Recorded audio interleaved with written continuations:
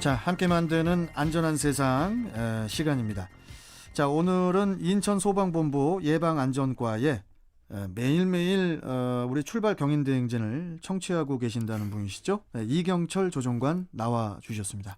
안녕하십니까? 네, 안녕하세요. 네, 이 조종관님께서는 어떻게 매일매일 이게 출연하실 때만 이렇게 모니터하시고 이러시는 게 아니라 그렇지 않습니다. 예. 아주 애청자입니다. 아이고, 참 이게 지금 언제 한번 식사 한번 대접하겠습니다. 상을 좀 주셔야 될 것 같아요. 상이요? 네.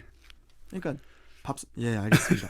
자, 그럼 바로 본론으로 들어가겠습니다. 네. 최근 시행된 민식이법에 그 소방차와 같은 긴급 자동차에도 민식이법이 적용된다고요? 그렇습니다.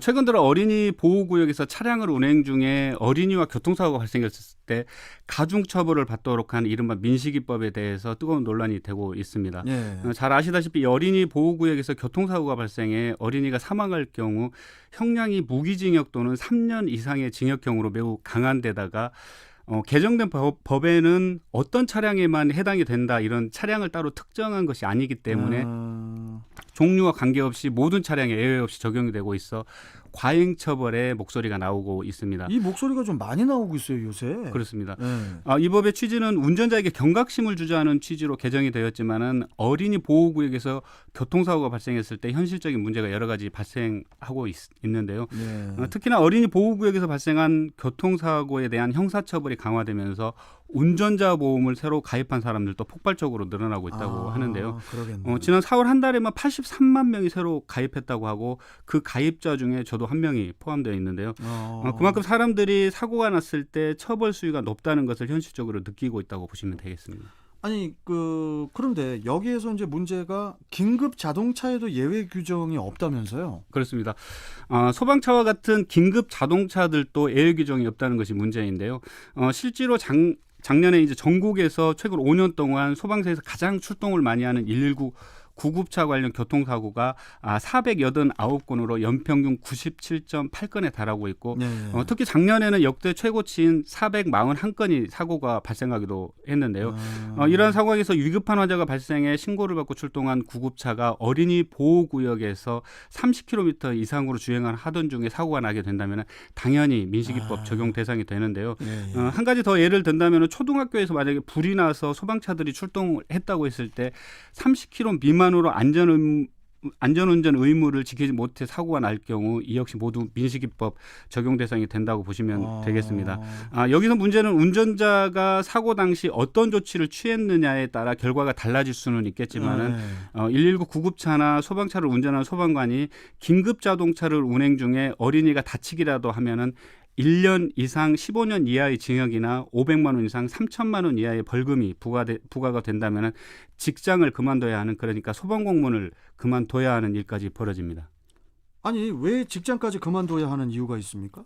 네, 현행 국가공무원법에는 공무원이 금고 이상의 형을 받거나 혹은 그 형의 집행유예나 선고유예를 받아도 당연히 퇴직해야 한다고 정하고 있어서인데요.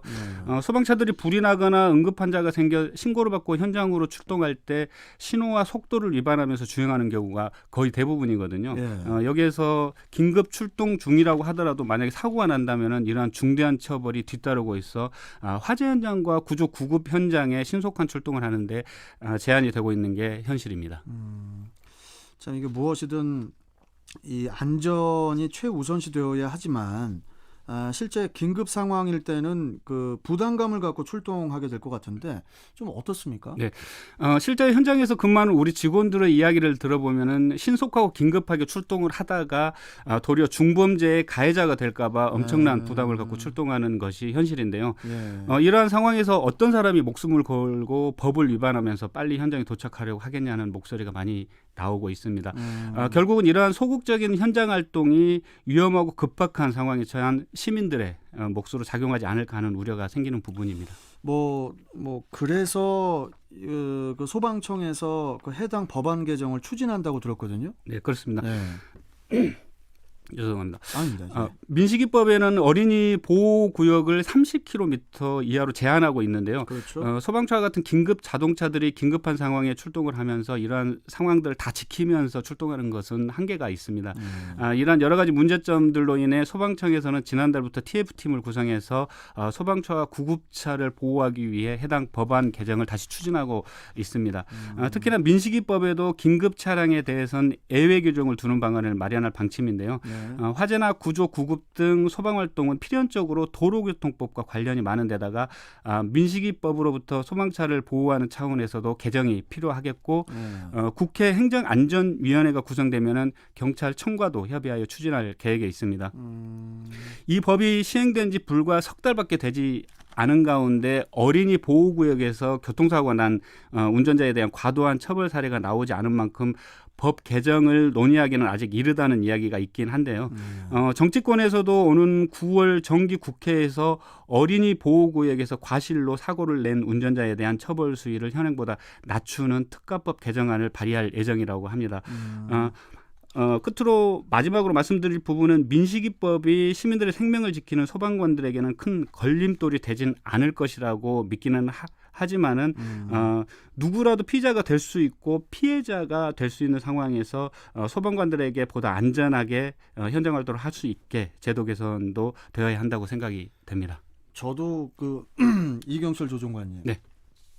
저도 그렇게 그 어린이 보호구역을 운전하면서 지나갈 때 네, 그럴 때 무서워요. 그렇습니다. 그러니까 뭐 규정 속도를 지키면서 안전하게 가고 있으면서도 불구하고 이거 내가 뭐 혹시 실수하는 거 없는지. 저도 이제 집 바로 나오면은 네. 그 어린이 보호구역이 바로 있는데 그러세요. 네. 집사람한테 일부러 다른 쪽으로 돌아가라고 지금 이야기를 하고 있습니다. 굉장히 물론 예. 어린이들을 위해서는 정말로 우리 그 운전하시는 분들이 정말 조심해야 되고, 네, 맞습니다. 정말 그쪽으로 지나갈 때는 한 번 정도는 더 생각을 하고 운전하시는 게 맞지만 예. 이건 너무 너무 이게 두렵게 지나가니까 맞습니다. 이거는 조금 좀 수정 보완을 해야 되지 않을까 이런 생각도 또 들고, 그다음에 이제 두 번째로 조정관님 뭐냐면은 아까 그 조정관님께서 민식이법에서도 긴급 차량에 대해서는 예외 규정을 두는 방안을 마련할 방침이다. 예, 이렇게 이제 맞습니다. 말씀하셨잖아요. 근데 저는 이게 제 개인적인 생각인데 긴급 차량의 그 종류를 좀 나눴으면 좋겠어요. 네, 맞습니다. 저는 예. 뭐 소방차, 그다음에 이제 뭐 경찰차라든지 어떤 그런 그 특수한 그런 차량 말고 제가 뭐 다른 그 긴급 차량들을 뭐 폄하하는 게 아니라 네, 맞습니다. 어떤 부분에 있어서는 또 그런 쪽에 있어서도 자세하게 또 좀 들어가야 되지 않을까. 네, 좀 분리할 필요는 또 있어 보입니다. 분리를 좀 해줘야 될 것 같은 그런 생각도 좀 들더라고요. 네. 네.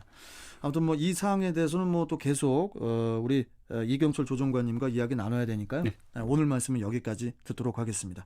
고맙습니다. 네, 감사합니다. 네. 자, 함께 만드는 안전한 세상 인천소방본부 예방안전과 이경철 조정관과 이야기 나눠봤습니다.